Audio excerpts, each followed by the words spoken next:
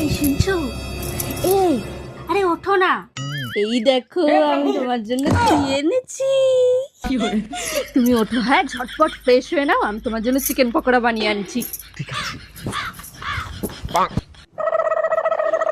এই, কি ব্যাপার কি বলো তো?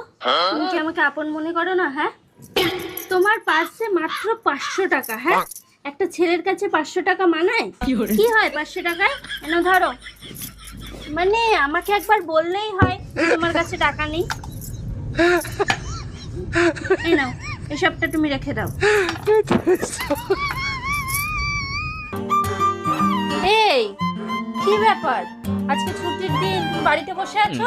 যাও গিয়ে বন্ধু বান্ধবদের সাথে একটু আড্ডা মেরে আসো। কি বলছো? যাও। হ্যাঁ যাও। সত্যি যাবো?